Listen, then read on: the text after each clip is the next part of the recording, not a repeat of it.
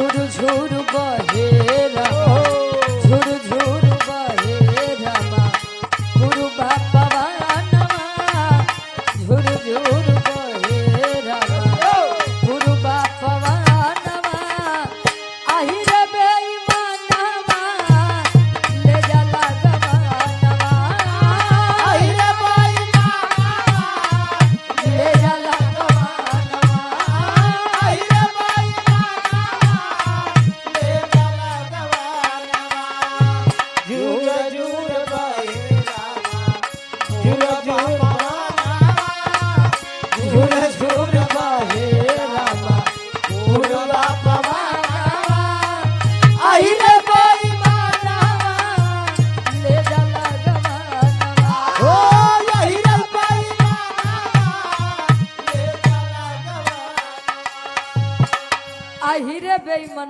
अहिरा बेईमानवा नहीं हाँ तो झगड़ा करवाए दे कहे कुल गवना का बोलो थे ना हीरे लेके आओ थे तू लोग नहीं लगता हाँ करे सब केहू लेकिन बदनाम खाली यही का बड़का बाबू उनका नाम बता दे भैया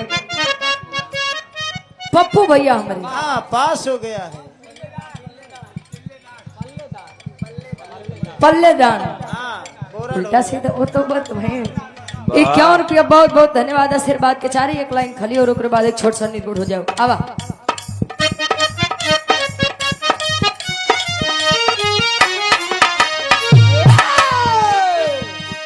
जुगा जुगा जिया पिया जी खुश कर दियो मोरा जिया जी जुगा जुगा जिया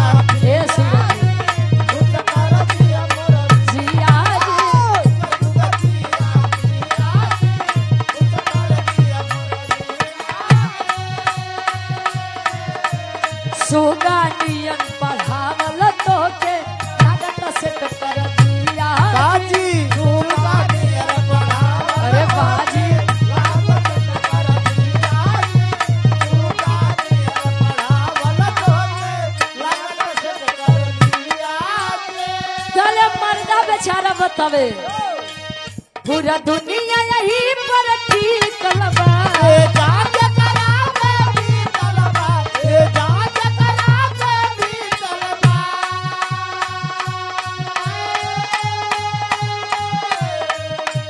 दुनिया यही पर ठीक लबा ये जान जकरा पर पीतल बा इतिहास के पाना में लिखल बा इतिहास के पाना में लिखल बा नारारू से केहू न जीतल बा इतिहास के पाना में लिखल बा नारारू से केहू न जीतल बा इतिहास के पाना में लिखल बा नारारू से केहू न जीतल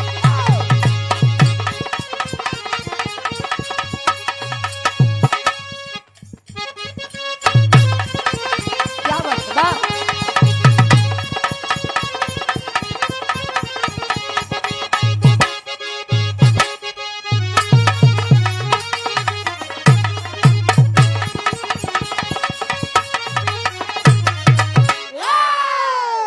माइक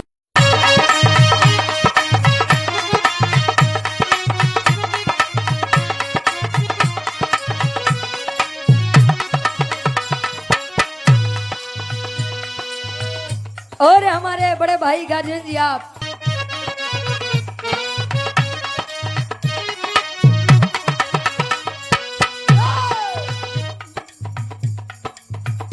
मौसम है आशिकाना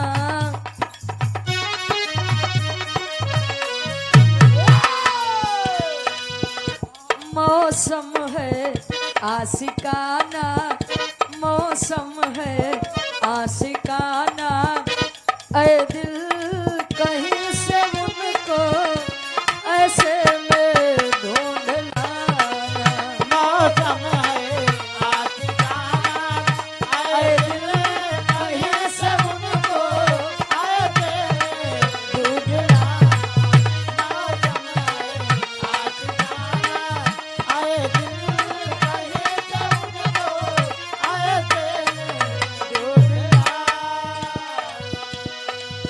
मौसम है आशिकाना, अये दिल कहीं से उनको ऐसे में ढूंढ लाना। प्रेम, मोहब्बत, इश्क, अरे वाह, इश्क नहीं हो इश्क। इश्क में आजकल बड़ा रिस्क बा। वाह, ये बदे सब लव कैले हैं। अच्छा तू लव वो करे हा कि नहीं हो? को गुरु जी, प्रेम करना कोई गलत बात नहीं है। वाह, प्रेम करना गलत बात तब नहीं है मंजीत भैया, जब प्रेम पाक और पवित्र हो तब। वाह, उसमें गंदगी ना हो। हाँ, वो गंदगी तनिको ना हो भैया। प्रेम कईयों प्रकार के होत हो गुरु जी। हाँ, जैसे बाप बेटवा के प्यार, माई बिटिया के प्यार, भाई बहन के प्यार, वाह, ससुर पतोहू के प्यार, वाह, वाह। अच्छा एनो के कहा ठीक है बा। उजान ला भविष्य में जब भी बनी है भैया भसुर नहीं ससुर हो, तो जान लोग अपने पतोहू के बड़ा मनी है। वाह, जैसे बिटिया। हाँ हाँ गुरु जी, वो तू कहा था सही, लेकिन आदमी के नेवर लगे। अरदास भाई मंच के माध्यम से बिटिया दास करे उस सरस्वती माई बीड़ा वादनी से कैसे?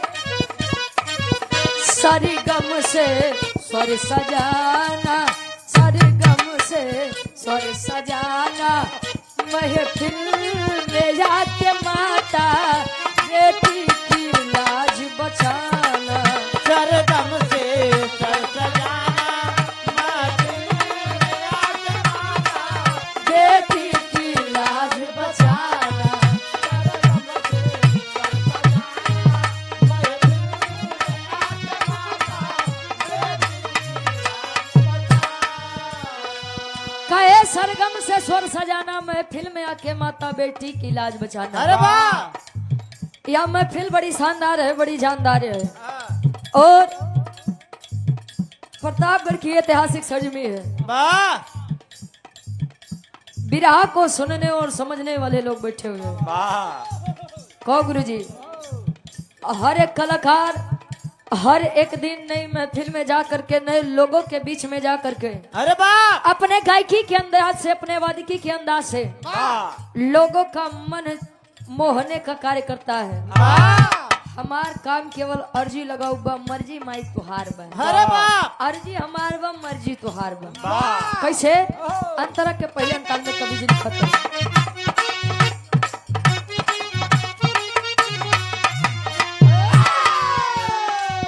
दिल की तमन्ना मेरी, दिल की तमन्ना मेरी, अरदास तुम सुनो माँ। अरदास तुम सुनो माँ, अरदास तुम सुनो माँ।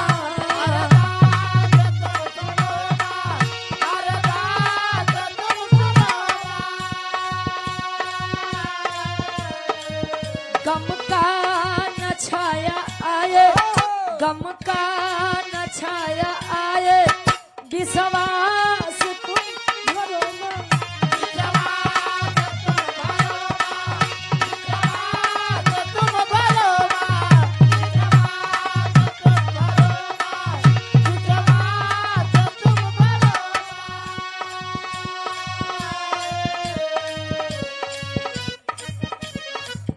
विश्वास तुम भरो माँ। मेरे मन में आसमाना, मेरे मन में आसमाना, महफिल में आके माता बेटी की लाज बचाना। मेरे मन में आसमाना, महफिल में आके माता बेटी की लाज। मेरे मन में आसमाना, महफिल में आके माता बेटी की लाज बचा। ऑपरेटर साहब हल्का सा मैं इको बढ़ा देता। हेलो, इको हल्का सा बढ़ावा। हेलो, ठीक बा, छोड़। कहे मेरे मन में आसमाना, महफिल में आके माता बेटी की लाज बचाना। दिल में अरमान बा। क्या बात है? कहो गुरुजी। हाँ सूरज जी बा ठीक बा। बाया राम। अरे प्रतापगढ़ वाले उनका डेट ठीक कोई देते हैं, परेशान कहे होते हैं। कहो कहा जाता है संसार में आजकल आदमी जियते कदर कम करते हैं, मरे के बाद कदर ज्यादा होत बा। अगर कोनो चीज आसानी से कहू के मिल जा, चाहे वो सामान होखे चाहे वो इंसान होखे, आदमी ओकर कदर धीरे धीरे करब बंद कर देते हैं। आ जवन चीज बड़े मशक्कत से मिलत है ओके आदमी जीवन भर मूड़े पे बैठा के रखत है। मेहनत करो। अरे वाह मंजित भैया। कहे संतों के साय में सतगुरु का ढाबा है, मन मानो तो मथुरा मन मानो तो काबा है। मानिला तो देवी देवता नहीं मानता पाथर। ईश्वर एक बार खाली रूप या एक बार अंतरा के आखिरी अंताल में कवि जब बताओ कि बिरहा जगत में हमार खानदान का बा, बिरहा जगत में हमार माई बाबू के बा। कैसे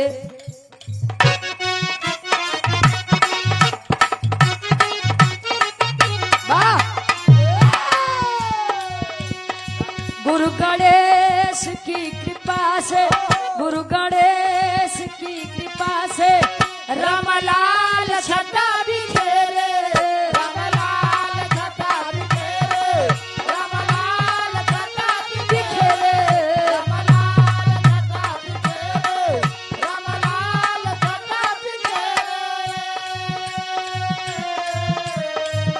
अमलेंदु की कृपा से, अमलेंदु की कृपा से आपदा कभी न घेरे, आपदा कभी न घेरे, आपदा कभी न घेरे, सूरज आपदा कभी न घेरे, आपदा कभी न घेरे, आपदा कभी न घेरे। अरे रुचि को राह बताना, रुचि को राह बताना, महफिल में आके माता अरे बेटी की लाज बचा। रुचि को